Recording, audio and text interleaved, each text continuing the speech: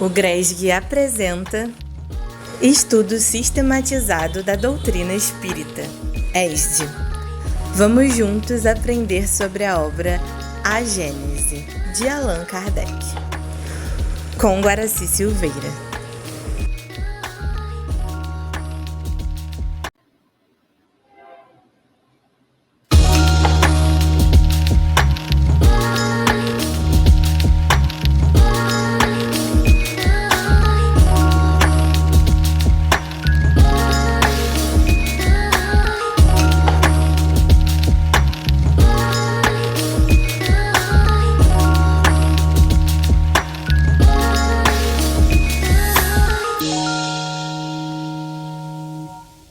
Olá, meus irmãos, olá, minhas irmãs, que estão estudando conosco o livro A Gênese. Nós estamos no estudo número 6 hoje. Terminamos o capítulo 1 e agora vamos entrar no capítulo 2, que Allan Kardec intitulou de Deus. É um estudo magnífico, né?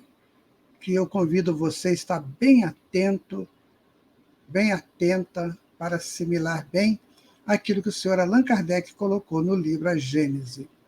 Então, vamos começar, o nosso estudo de hoje, colocando aqui, de imediato, A Gênese, estudo 06, é o nosso número de estudo, Lá na Gênese é o capítulo número 2.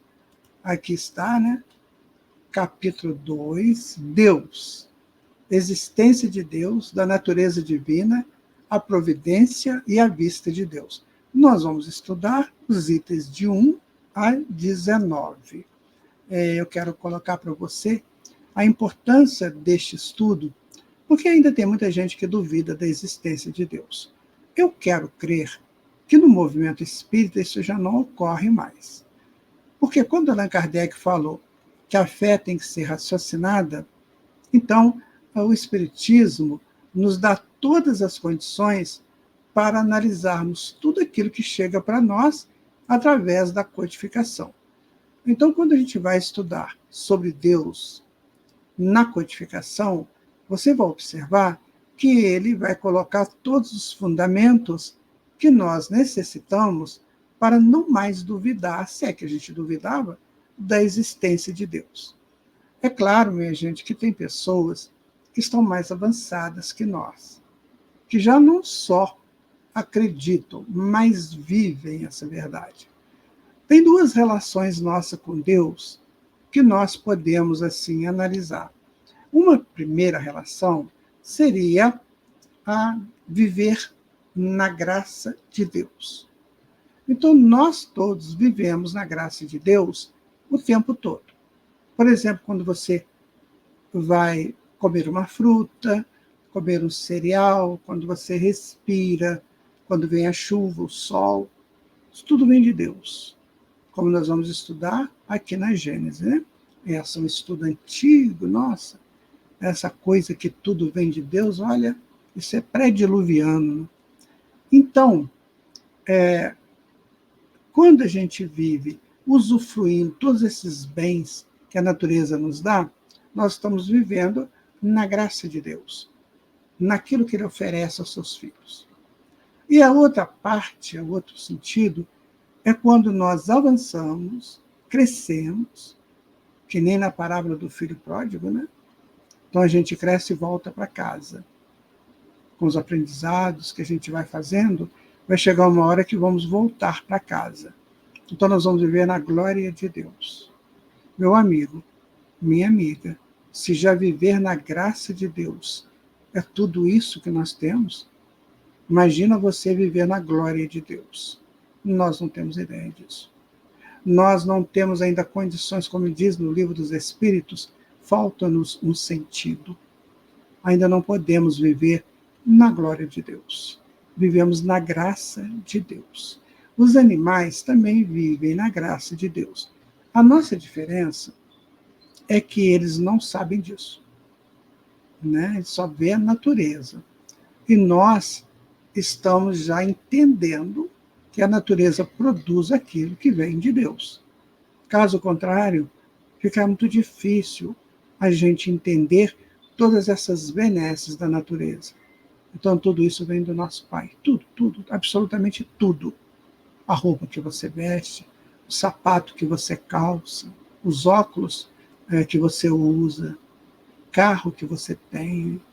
Esse ter é temporário, vocês sabem disso, né? A casa também é temporária. Então, tudo vem da graça de Deus. Então, podemos começar a pensar na existência de Deus assim, pela graça dele, que ele nos oferece o tempo todo. Mas, vamos seguir aqui os estudos do Allan Kardec, né? No livro A Gênese, capítulo 2, que ele intitulou de A Existência de Deus. Então, vamos. Ele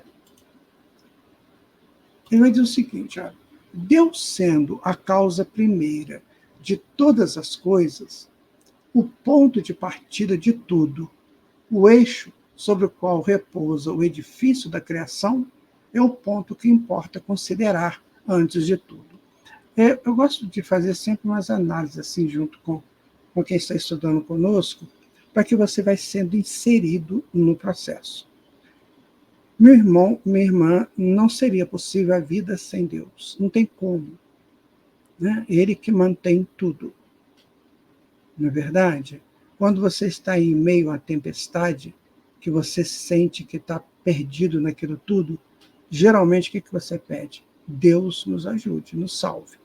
Então nós temos isso no Evangelho, né? Quando os apóstolos estavam lá no meio do mar e começou uma tempestade muito forte, o que eles pediram? Pediram a Jesus, salva-nos daqui.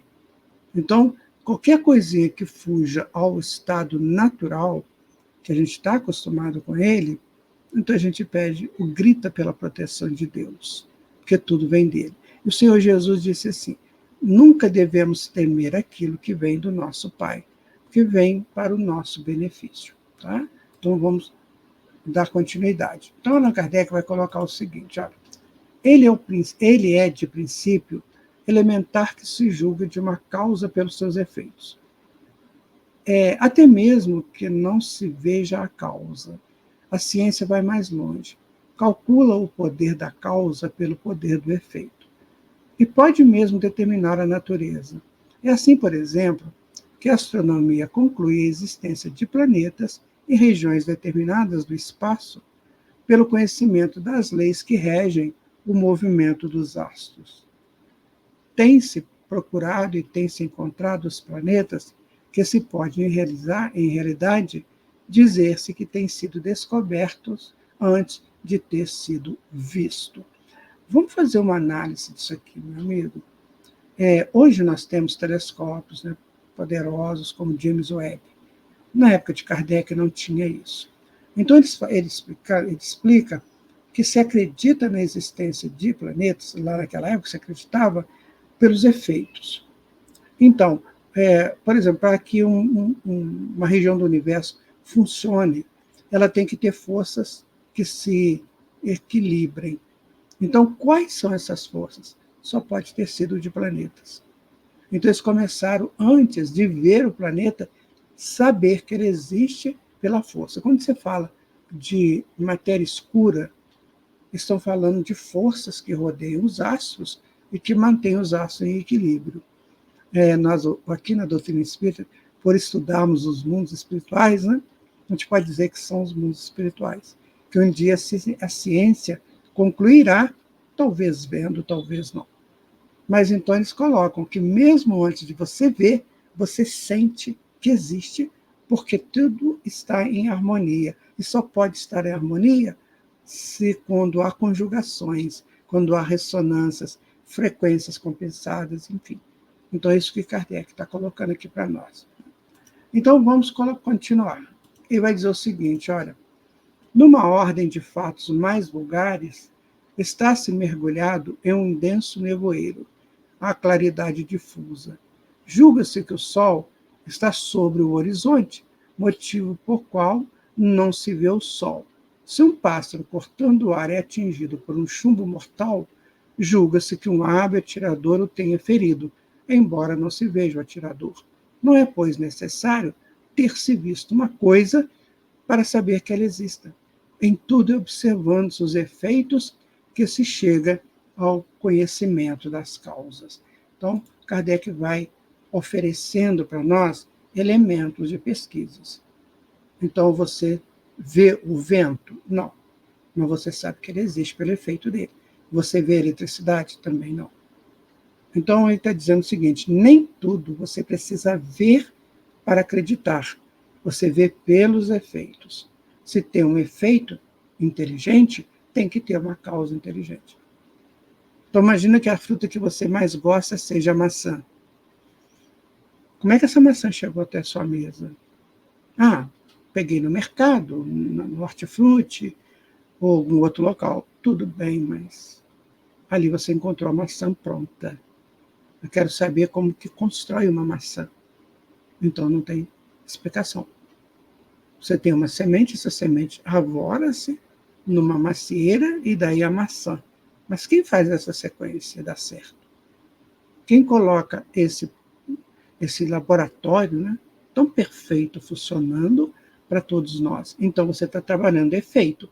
Se o efeito é inteligente, a maçã, a banana, a pera, a goiaba, enfim, essas frutas que nós temos, e o cômputo dos cereais, né, das raízes, dos vegetais, tudo isso, então tem que ter uma causa inteligente. Tá? É assim que Kardec está fazendo a análise dele aqui. E vamos continuando, né? Ele vai dizer o seguinte, ó, no item 3 agora. Um outro princípio também elementar e passado à condição de axioma, à força da verdade, é que todo efeito inteligente deve ter uma causa inteligente. É o que nós estudamos muito aqui no Espiritismo. Então, se você tem um efeito inteligente, a causa é inteligente. Porque nada é por acaso. Então, quando a maçã caiu na cabeça do Newton, o que ele pensou? É um efeito inteligente. Porque essa maçã não ia cair por acaso. Então, se é uma maçã que cai, tem uma causa que faz com que essa maçã caia. Aí ele vai descobrir a lei da gravidade. Né? E vamos aqui. Se indagássemos qual é o inventor de tal engenhoso mecanismo, o arquiteto de tal monumento, o escultor de tal estátua, o pintor de tal quadro, que se pensaria disso se respondesse que eles foram feitos exclusivamente por si? Quando se vê uma obra-prima de arte ou da indústria, disse que se deva ser o produto de um homem genial, porque uma alta inteligência deve presidir a sua concepção. Julga-se nada menos que um homem deva fazê-lo, porque se sabe que a coisa não está abaixo da capacidade humana, mas não virá a pessoa pensar de dizer que ela saiu de um cérebro de um idiota ou de um ignorante, e ainda menos que seja trabalho de um animal, o produto do acaso. Então ele faz essa comparação bem interessante, né? Que uma coisa que você pega da indústria não foi feito por uma pessoa que não tem capacidade para isso. Eu participei da primeira reunião aqui em Minas Gerais, onde eu moro, da implantação da telefonia celular. Eu não fazia parte do corpo gerencial, mas eu era coordenador de treinamento e esse treinamento veio aqui. Eu tive que coordenar o treinamento, então por isso eu pude assistir. E aí eu fiquei impressionado com aquilo. Células funcionam? Então, quem inventou isso? Uma pessoa inteligente. Então, quando você pega o teu aparelho celular aí, você vai observar que o princípio é um princípio inteligente e que depois foi se melhorando, né? Foi aprofundando mais. Então, é isso que ele está dizendo. Toda coisa útil, inteligente, vem de mente inteligente. Ou vem de produtos que nós fabricamos por aqui mesmo, ou vem da natureza. E se vem da natureza, vem de um ser superior. Está vendo como é que ele compara as coisas para não deixar dúvidas? Então você tem dúvida de que o seu automóvel foi fabricado por pessoas inteligentes que planejaram tudo ali, todo o mecanismo, né? Tudo que existe no automóvel. Então você anda no seu automóvel porque alguém inteligente projetou aquilo. Não é assim? Agora você respira o ar quando você está no automóvel. Ninguém fabricou o ar. Então alguém fez isso. Quem foi? Um ser muito superior. Né? Este é o raciocínio do senhor Allan Kardec. Então, continuando aqui, agora no item 4, né? Ele vai dizer o seguinte, olha, por toda parte se reconhece a presença do homem por suas obras. Se abordar uma terra desconhecida, seja ela um deserto, ou que aí se descubra o menor vestígio de trabalhos humanos, conclui-se que criaturas humanas habitaram essa região. A existência dos homens antediluvianos não se provaria somente por fósseis humanos, mas também, com toda certeza, pela presença nos terrenos dessa época de objetos trabalhados pelos homens. Um fragmento de vaso, uma pedra talhada, uma arma, um tijolo, bastariam para atestar a sua presença. O senhor Allan Kardec coloca aqui antediluvianos. O dilúvio aconteceu mais ou menos há 21 mil anos atrás, e foi um tempo longo. Nós temos a nossa história escrita a partir mais ou menos de 8 mil anos atrás. Então, tinha civilizações antes da Mesopotâmia, da Índia, do Egito. E como que a gente prova isso? Pelos que eles deixaram. Muitas vezes a gente vê em monumentos, né, muito antigos. Então, mostra que um ser inteligente morou na Terra antes do dilúvio. A gente só conhece o pós-dilúvio, com a bendita história de Noé. Mas antes de tudo isso, existiu vida aqui. Calcula-se que a vida humana na Terra já tem mais de 500 milhões de anos. Mas isso vai ser provado pelos efeitos que as civilizações antigas deixaram. Né? A gente tem algumas provas já consideradas bem científicas. Então vamos estar sempre atentos, né? Porque sempre as evidências vão nos remontando às causas verdadeiras de tudo. Então Kardec faz essa introspecção, ele nos leva para mais além. Tá? Então você não pensa. Às vezes a gente vê jovens, né, que querem mudar o mundo agora, né? Querem mudar o mundo. Mas eles já pegaram o mundo pronto, né? Eles já pegaram o mundo com celular, com TV a cores, com TV 4K, com um monte de coisas aí da tecnologia, né? Que a gente nem imagina, com robôs, com tudo isso. Eles já pegaram assim. Mas até chegar aqui, muitos homens e mulheres inteligentes participaram desse conteúdo. E a matéria-prima toda de tudo isso estava na natureza, né? Está na natureza, e a natureza é feita por Deus. Concorda? Você tem o direito de discordar, meu irmão, minha irmã, mas eu preciso apresentar algo melhor, tá? Bom, Kardec coloca, ó, pela rusticidade ou pela perfeição do trabalho, reconhece-se o grau de inteligência e avançamentos dos que tenham realizado. Se, pois, encontrando em um país habitado exclusivamente por selvagens, descobrisse uma estátua digna de Fídias, hesitar-se-á em dizer que os selvagens, sendo capazes de tê-la feita, ela deve ser obra, né? Sendo incapazes, né, de tê-la feita, ela deve ser obra de inteligência superior a desses selvagens. Kardec aqui vai falar de Fídias, né? Fídias foi um grande escultor grego que fazia obras extraordinárias, Vênus de Milos, por exemplo. Então, ele vai dizer, você chega numa região habitada por pessoas selvagens ainda, e tem lá coisas incríveis. Não foram eles. Então, alguém fez. Então, você tem que analisar sempre isso, sempre remontando as origens. Por isso que o pesquisador é aquele que quer saber mais. E não se contenta, né, com uma informação pequena, preliminar. Tá? Então, vamos aqui, continuando, né, agora no item 5.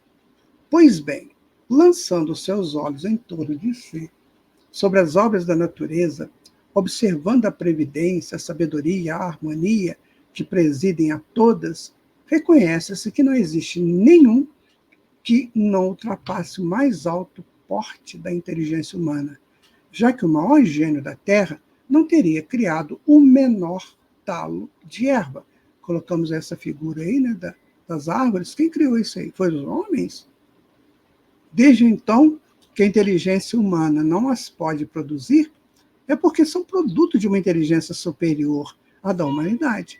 Essa harmonia, essa sabedoria, estendendo-se desde o grão de areia e a pústula até os astros inumeráveis que circulam no espaço, é preciso concluir que essa inteligência envolve o infinito, a menos que se diga que haja efeito sem causa. Isso é impossível, efeito sem causa. Não tem como, né?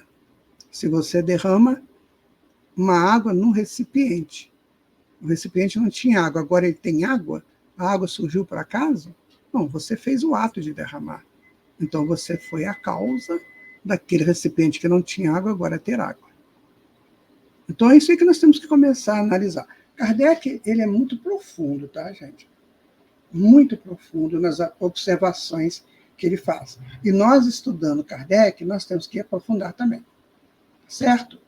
Ok? Então, vamos agora para o item 6. A isso, alguns contrapõem a objeção seguinte. As obras ditas da natureza são produto de forças materiais que agem mecanicamente por resultado das leis de atração e de repulsão. As moléculas dos corpos inertes se agregam e se desagregam sob o domínio dessas leis. As plantas nascem, desenvolvem, se crescem, multiplicam sempre da mesma maneira, cada qual na sua espécie em virtude dessas mesmas leis.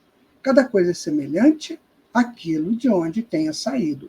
O crescimento, a floração, a frutificação, a coloração estão subordinadas às causas materiais, tais como o calor, a eletricidade, a luz, a umidade, etc.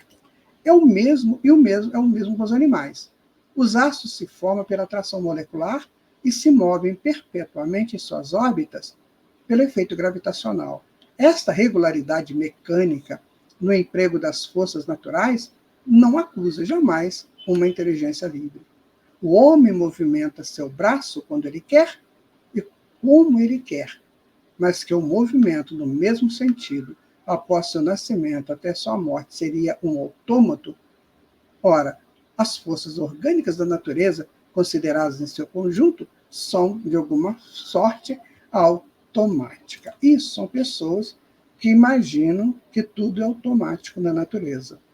Que aquilo vai repetindo infinitamente. Bem, isso acontece mesmo, né? Se você não colocar híbridos na natureza, você vai ver que o limão é limão desde o primeiro dia, né? Que a laranja, que a verdura e tal. Então é isso que Kardec está colocando. Que tudo é, assim, dentro de uma sequência, né? E que vai dando a continuidade, e essa continuidade, essa imutabilidade é que gera a nossa vida. Então ele vai concluir, olha, tudo isso é verdadeiro. Mas estas forças são efeitos que devam ter uma causa. E ninguém pretendeu que constituísse a divindade. Elas são materiais e mecânicas. Não são nunca inteligentes para elas próprias. Isso é ainda verdadeiro. Mas são colocadas em obras, distribuídas, apropriadas para as necessidades de cada coisa por uma inteligência que não é a inteligência dos homens. A útil apropriação dessas forças é um efeito inteligente que denota uma causa inteligente. Um pêndulo se move com uma regularidade automática, e é esta regularidade que faz o mérito. A força que a faz girar é toda material e nada inteligente. Mas o que seria deste pêndulo se uma inteligência não tivesse combinado, calculado, distribuído o emprego dessa força para lhe fazer movimentar com precisão? Do que a inteligência não está no mecanismo do pêndulo e do que não se a veja, seria racional concluir que ela não exista, toma-se-lhe os seus efeitos. O senhor Allan Kardec, ele coloca para nós esse estudo do pêndulo, né? Na verdade, o pêndulo ele funciona automaticamente, mas tem uma precisão. E essa precisão está em função de forças, né, de energia, de combinação de forças. Quem fez isso? Então, aqui ele pergunta. O homem não fez isso. Então, quem fez? Quem fez as coisas que eu acho que são mecânicas? Então, tem que ter sempre uma causa. Se essa causa é possível o homem ter realizado, então a causa é humana. Mas se não foi o homem, aí nós temos que admitir inteligências superiores. Quando a gente estuda o livro Caminho da Luz, Emmanuel vai dizer, né, que Jesus construiu esse mundo com seus prepostos, né, com as pessoas, os espíritos superiores que trabalharam com ele. Então, esses espíritos moldaram a natureza, criaram tudo que tem aí. Mas criaram a partir de quê? A partir de uma matriz divina, que vem de Deus. Né? Então, quer dizer, a laranja tem lá o espírito, ou a equipe, né, espiritual que a projetou, a flor. Dizem até que a flor foi mais difícil de se projetar aqui, dada a sua sutileza, sua ternura, sua beleza. Então, tudo foi produzido, foi criado por seres divinos. Que nós chegaremos lá um dia, tá? Meu irmão, minha irmã, você vai chegar lá, eu também vou. Né? Porque nós somos filhos bem-amados de Deus. Muito bem. Então, ainda no item 6, ele vai dizer o seguinte, ó, a existência do relógio atesta a existência do relojoeiro. A engenhosidade do mecanismo atesta a inteligência e sabedoria do relojoeiro. Quando se vê um desses pêndulos complicados que marcam a hora das principais cidades do mundo, o movimento dos astros, que funcionam das áreas que parecem, em uma palavra, vos falar por vós, dar o propósito denominado esclarecimento, do qual tereis necessidade. Jamais veio a pensar que qualquer um em dizer, eis um pêndulo bem inteligente. Não, quem foi inteligente foi quem combinou as forças do pêndulo. Tá? Eu sei que às vezes você já conhece tudo isso, mas é bom falar, né? Então, assim é o mecanismo universal. Deus não se mostra, mas afirma-se por suas obras. Né? Então, meu irmão, minha irmã, se você ainda tem dúvida de Deus, vê as obras dele. Né? Vê a sincronicidade da natureza, tudo que existe aqui. Tá bom? Para você não ter mais dúvidas da existência de Deus, se é que você ainda tem. Acredito que não, né? Se você está estudando conosco o Espiritismo, você já passou por essas fases da descrença. Tá? Item 7. A existência de Deus é, pois, um fato adquirido, não somente pela revelação, mas pela evidência material dos fatos. Eu tenho que colocar uma coisa aqui para você. Quem primeiro revelou para o mundo judaico-cristão, né, a presença de Deus foi Abraão. Vocês lembram disso, né? Mais ou menos há 4.000 anos atrás. E Moisés trouxe a tábua dos 10 mandamentos, que fala sobre Deus o tempo todo. Interage com Deus o tempo todo. Então, aqui, no contexto judaico-cristão, nós temos Abraão, que falou do Deus único, e depois corroborado, né? Por Moisés e depois pelos profetas, enfim. Aí chegou para nós essa fala sobre Deus. Então eles revelaram, mas nós podemos atestar pelas obras dele. Não é isso que ele vai colocar aqui, ó. Os povos mais selvagens não tiveram revelação, e entretanto creem indistintamente na existência de um poder sobre-humano. É que os selvagens, por si próprios, não fogem às consequências lógicas. Eles veem as coisas que estão acima do poder humano e o concluem que eles provêm de um ser superior à humanidade. Vou contar para você uma coisa bem interessante. Antigamente, bem no princípio, né, os primitivos gostavam muito de moldar materiais, sabe? Que deu origem aos ferreiros. Né? Mas antes dos ferreiros, eles tinham lá suas marretas, não sei, faziam alguns talhos, né?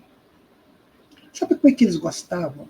É quando eles observavam o céu, ele falava que o céu é cheio de cristais pendurados para iluminar a Terra, assim que eles viam as estrelas. E de vez em quando caía um cristal daquele. E aí eles corriam para pegar o cristal porque era uma dádiva de Urano. Quem era Urano? Urano era Deus. É uma dádiva de Urano. Não sabe aquele ave leitosa da Via Láctea?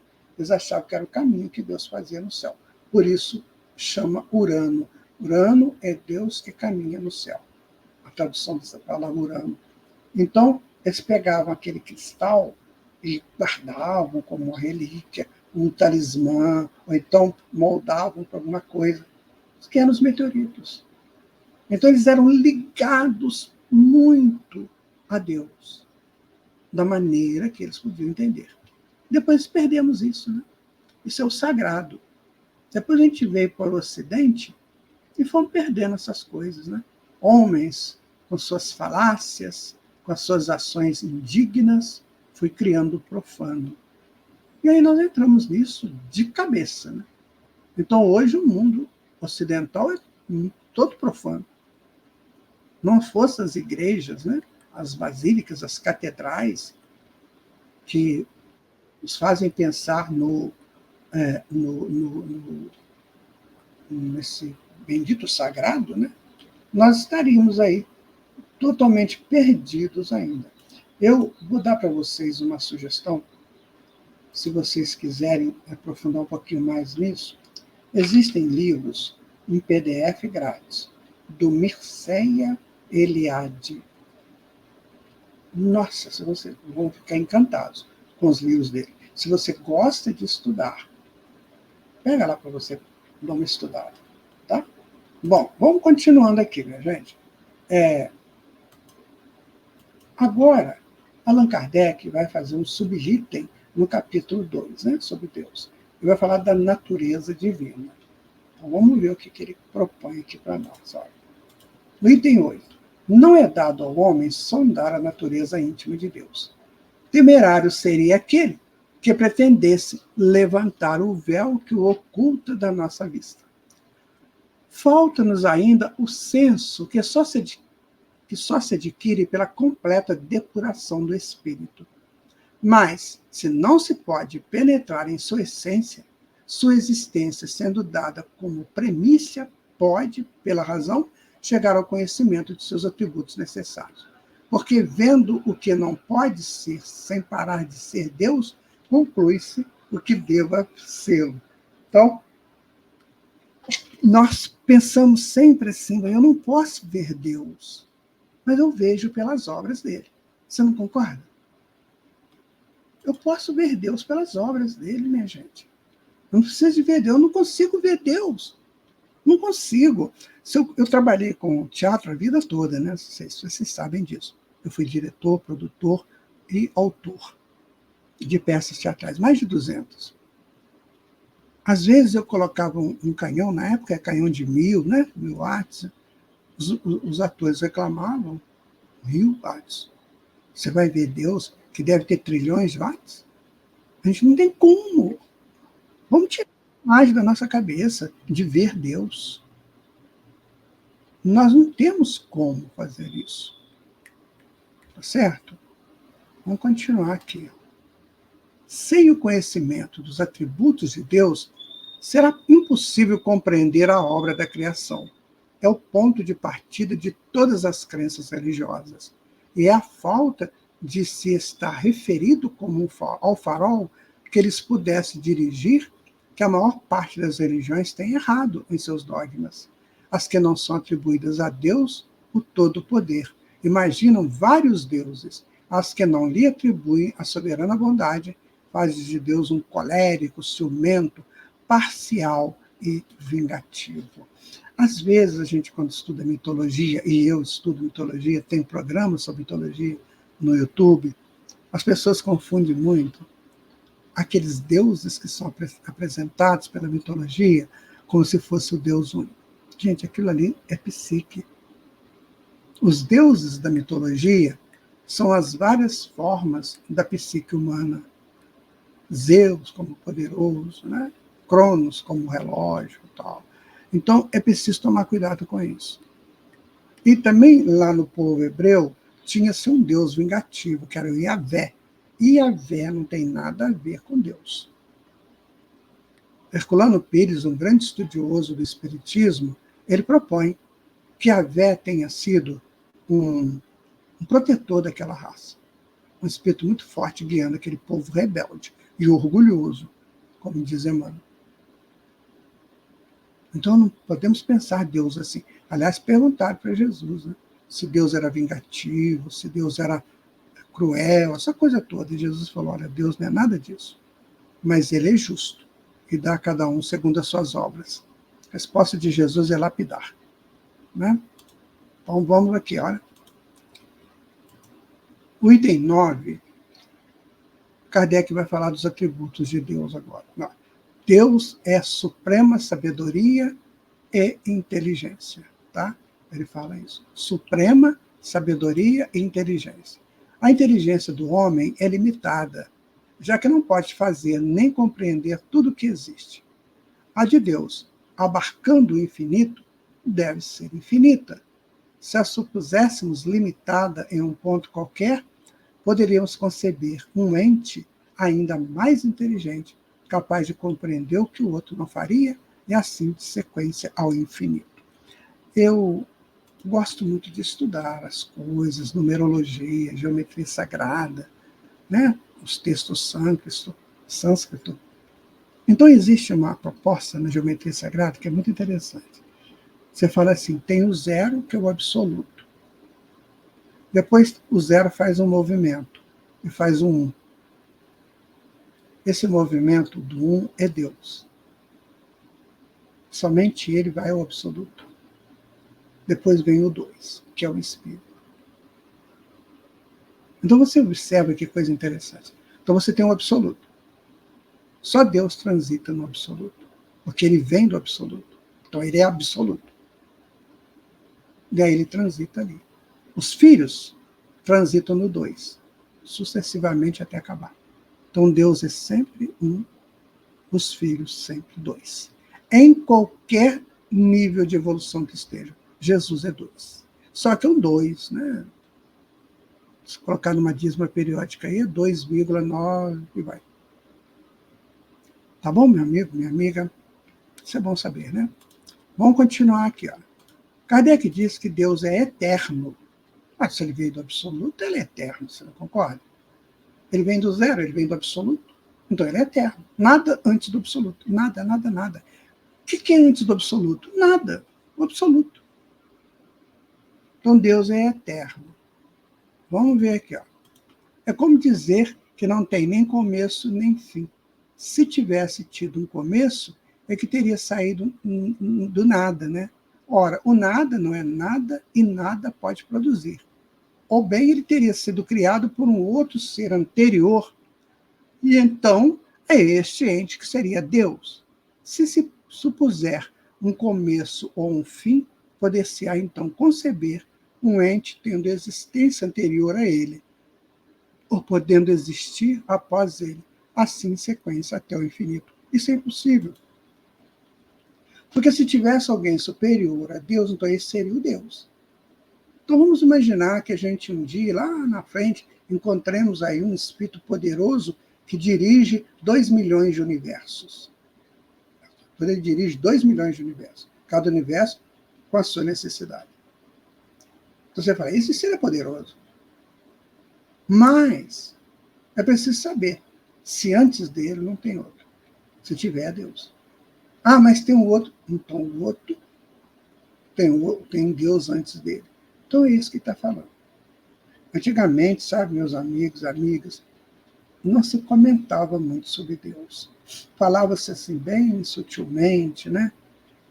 Porque não se tinha, né, essa liberdade de comentar sobre Deus. Só os grandes iniciados e os grandes mestres que podiam falar isso. Graças a ele, a Deus, isso hoje está sendo estudado abertamente por nós, a partir, principalmente, da doutrina espírita. Porque eu desconheço uma teologia aberta, pode ser uma teologia fechada, né? Mas uma teologia aberta que fale tão abertamente como Kardec fala. Tá? Então vamos continuar aqui, olha. Ele vai falar que Deus é imutável, isso é o item 11, né? Deus é imutável. O que ele quer dizer? Se fosse sujeito a trocas, as leis que regem o universo não teriam nenhuma estabilidade. O Sol hoje podia parecer como não podia, né? As coisas poderiam, a água poderia ser o contrário, o mar fluir para o rio. Então essa imutabilidade é que dá sustentação e que dá harmonia nas coisas. Agora vamos para o item 12. Deus é imaterial. Né? É como dizer que a sua natureza difere de tudo aquilo que chamamos de matéria. Todavia, ele não seria imutável, porque estaria sujeito às transformações da matéria. Então, se ele não fosse imaterial, estaria sujeito a todas as transformações que a matéria tem. Sólido, líquido, gasoso, né, então, estaria sujeito a todas as transformações. Então, ele está fora de matéria. Matéria é um arranjo no fluido cósmico universal para atender necessidades prementes. Então, se você acha que a realidade é o que você vive, você ainda não entendeu de realidade. Porque isso que você vive aí, sabe essa sombrinha que você tem, esse guarda-roupa, esse carro, essa sandália, esse sapato, isso não é real. Isso é uma necessidade que a sua mente teve, então ela constrói essa possibilidade. Mas quando você não precisar mais dessa sombrinha, desse sapato, você descarta isso. O que é real, então? O que é real é só Deus e o homem. Eu e Deus. Isso aqui é real. Isso não muda nunca. O resto muda. O resto são ferramentas que eu vou utilizando até chegar a esse entendimento. Tá? Continuando ainda no item 12, né? Deus não tem forma apreciável aos nossos sentidos, sem o que seria matéria. Dizemos a mão de Deus, o olho de Deus, a boca de Deus, porque o homem, só conhecendo ele próprio, o homem, prende-se por termos de comparação a tudo que não compreenda. Essas imagens nas quais se apresenta Deus sob a figura de um ancião de longas barbas, coberto por um manto, são ridículas. Elas têm o inconveniente de rebaixar o Ser Supremo às mesquinhas proporções da humanidade, disso atribuir-lhe as paixões dos humanos, fazendo um Deus colérico e ciumento, não há mais do que um passo. Então, se eu acho que Deus tem a minha forma humana, então, como eu sou colérico, ciumento, invejoso, então esse Deus também pode ter isso. Então, aí que está, sabe, amigos e amigas, o porquê do estudo, do entendimento dessas informações. Então, esse Deus que nós idealizamos, né, como um ser antropomórfico, ou seja, a forma de homem, esse Deus, como o Kardec diz aqui, não tem como. Isso seria uma coisa assim estranha, né? Porque então atribuiria a essa forma, a esse Deus, aquilo que eu também sinto, enquanto humano. Então Deus está fora, muito fora, né, de tudo isso. Tá? Continuando no item 13, ele vai dizer que Deus é todo-poderoso. Mas por que ele é todo-poderoso? Se não tivesse o supremo poder, poder-se-ia conceber um ente mais poderoso. E, em decorrência, até que se encontrasse um ente que nenhum outro pudesse ultrapassar em poder. E este, então, é que seria Deus. Ele não teria feito todas as coisas, e aquilo que não tivesse feito seria a obra de um outro Deus. Então, tudo transpira Deus. Tudo ressurge de Deus. Eu sou fagulha de Deus. Você é fagulha de Deus. A matéria que nós utilizamos é temporária, absolutamente temporária. Então, cuidado quando você está muito ligado a bens materiais. Você está ligado, meu amigo, minha amiga, a uma poderosa ilusão. Que daqui a pouco você não vai precisar mais disso e vai ficar molando você. Então, você vai lá e compra um elefante branco que você achou lindo e coloca no meio da sua sala. No princípio é lindo, né? Você está amando o elefante branco. E depois, o que você faz com o elefante branco? Quando ele começa a perturbar você. Né? Então, cuidado com os elefantes brancos. Usa só aquilo que você precisa. Adquira só o que necessita. Entendendo que aquilo não é seu. É uso temporário. Né? Uso temporário. Agora, no item 14, ele vai dizer que Deus é soberanamente justo e bom. E se baseia no quê? Deus não saberia, pois, ser ao mesmo tempo bom e malvado. Né? Porque então, não possuindo nenhuma nem outra dessas qualidades ao supremo grau, não seria Deus. Todas as coisas estariam submetidas ao capricho e não haveria estabilidade para nada. Ele só poderia ser infinitamente bom ou infinitamente mal, e se fosse infinitamente mal, não faria nada de bom. Ora, como suas obras testemunham sua sabedoria, sua bondade, sua solicitude, torna-se necessário concluir que, não podendo ser ao mesmo tempo bom e mal, deixa de ser Deus. Ele deve ser infinitamente bom. Isso, às vezes, eu vejo, né, pessoas ateístas, né, que tem até instituições ateístas no mundo. Né? São pessoas tranquilas, eles fazem até o bem. Né? Mas isso é uma... assim, é um orgulho, uma vaidade muito grande. Né? Você achar que você pode fazer as coisas de Deus. Pode nada, meu filho, pode nada. Na hora que o bicho pega, que a barriga dói, Deus me ajuda, valha-me Deus, assim. Não, gente. Vamos estudar, vamos entender isso. Kardec põe a gente para refletir. Então, ele não está falando uma coisa sem apresentar um argumento. Né? A soberana bondade implica em soberana justiça, porque se atuassem justamente ou com parcialidade em uma só circunstância, ou a consideração de uma só das suas criaturas, em consideração, né, ele não seria soberanamente justo, e, por consequência, não seria soberanamente bom. Ele não vai, assim, ele não vai agradar você porque você é bonitinha, porque você é bonitão. Não. Não vai fazer isso. Porque você é inteligente, você não é? Eu vi tantas histórias de gênios que desencarnaram, né, em situações assim absurdas de sofrimento e foram grandes beneficiários, trouxeram grandes benefícios para a humanidade. Então Deus, não, você vai cumprir a lei. Todos vocês vão cumprir a lei, assim como eu cumpro também, deve cumprir rigorosamente também. Bom, agora vamos para o item 15. Deus é infinitamente perfeito.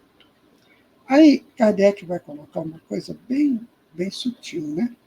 É impossível conceber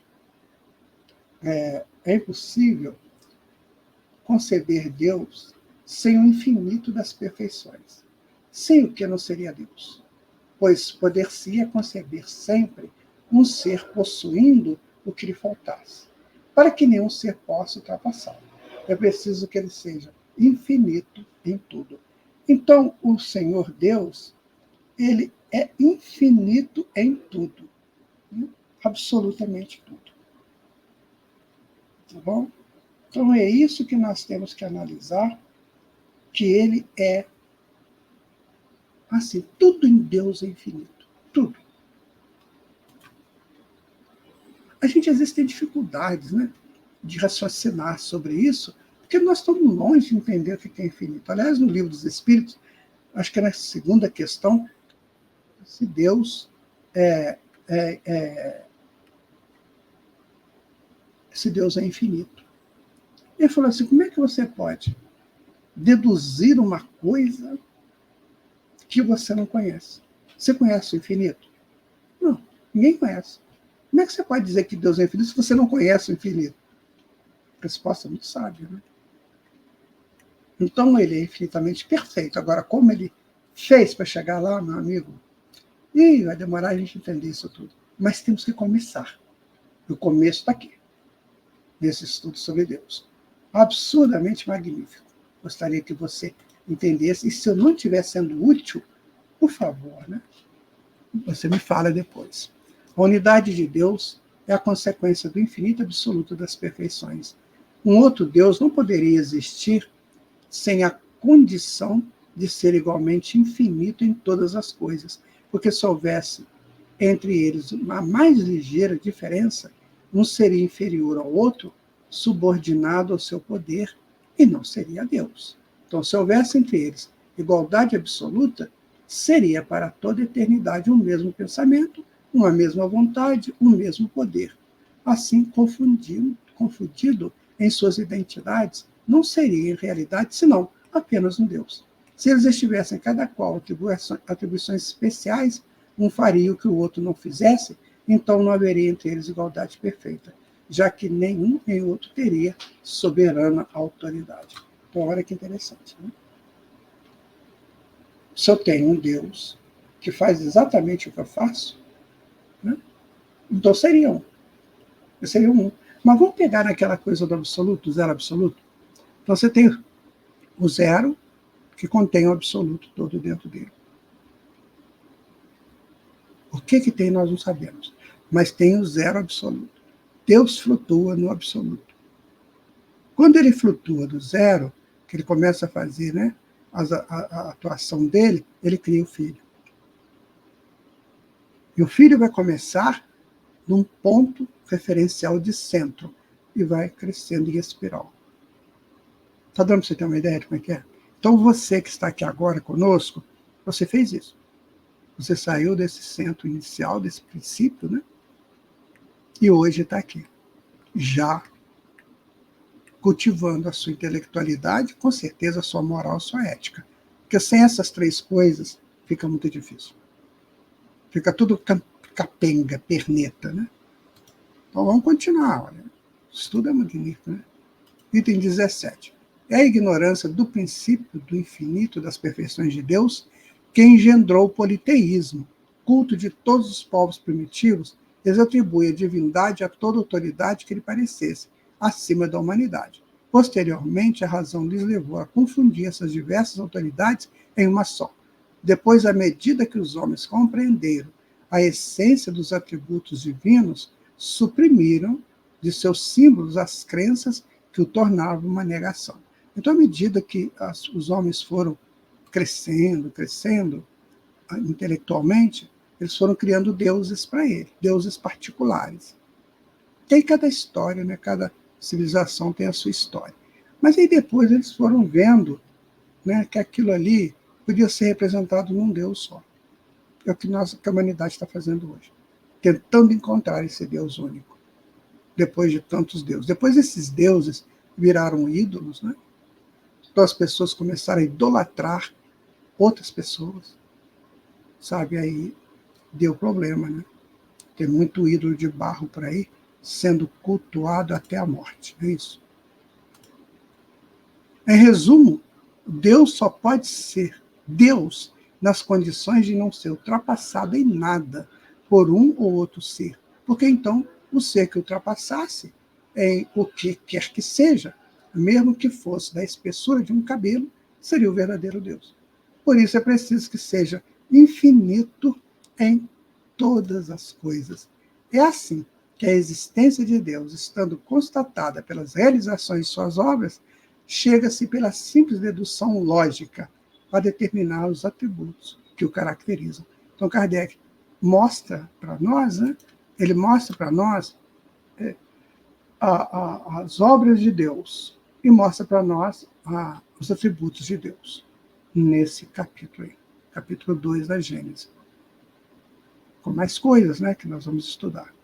Então, agora, nós temos nas mãos um poder muito grande, né? Deus é, pois, a suprema e soberana inteligência, é o único, eterno, imutável e material, todo-poderoso, soberanamente justo e bom, infinito em todas as suas perfeições. E não poderia ser outra coisa, tá? Tal é o suporte sobre o qual repousa o edifício universal. É o farol de onde os raios de luz se estendem sobre o universo inteiro, e que só pode guiar o homem na busca da verdade. Em o seguindo, não se extraviará jamais. E se frequentemente se perde, é falta de ter seguido a rota que lhe for indicada. Está lá na questão do Adão e Eva, né? Não coma do fruto da árvore do conhecimento do bem e do mal. Tal é também o critério infalível de todas as doutrinas filosóficas e religiosas. O homem tem para julgá-las uma medida rigorosamente exata nos atributos de Deus. E pode-se dizer com certeza que toda teoria, todo princípio, todo dogma, toda crença, toda prática que esteja em contradição com um só de seus atributos, que tenha não apenas a anulá-la, mas simplesmente a debilitá-la, não pode estar com a verdade. Então, meu irmão, minha irmã, sabe, descarta essas criaturas que falam essas coisas, né? Que tentam desacreditar Deus. Nem ouça essas pessoas, porque elas não estão com a verdade. Você pode observar, se você quiser até ouça, mas você vai ver que não tem verdade ali. Tem pontos de vista, tem achismos, mas verdade. Cuidado com isso, né? E em filosofia, em psicologia, em moral e em religião, não existe verdade que se descarte de nada das qualidades essenciais da divindade. A religião perfeita será aquela que nenhum artigo de fé estará em oposição com essas qualidades, onde todos os dogmas poderiam suportar a prova deste controle, sem que receba nenhum ataque. Allan Kardec é sucinto. Amigo, é verdade? Fica, não é? Descarta. É assim que deve agir o espírita. Rejeitar 9 verdades a aceitar uma só mentira. Então estabeleça a verdade. Como? Lógica e justiça. Tem lógica? Tem justiça? É falso? É verdadeiro? Aí você vai ver onde você está. Tá? E assim nós terminamos o nosso estudo de hoje, né? Continuaremos no próximo estudo de número 7. Então, hoje nós estudamos a Gênesis capítulo 2, itens de 1 a 19, tá bom? E aí eu te aconselho, falo para você fazer a sua revisão. O que é que nós colocamos aqui foi a nossa maneira de interpretar. Mas você pode ser bem melhor do que nós na sua interpretação. Então, eu vou deixar meu abraço para você e nos encontraremos no estudo 7, tá bom? Fique com Deus. Muito obrigado pela oportunidade de estarmos estudando juntos. Que Deus nos abençoe sempre. Um abraço. Tchau.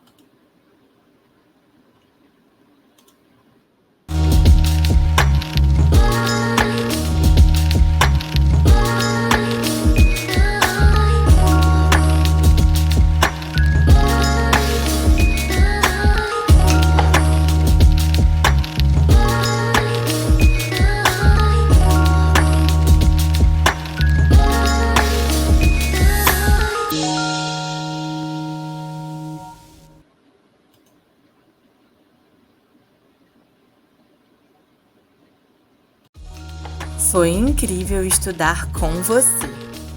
Te esperamos no próximo Estudo Sistematizado da Doutrina Espírita.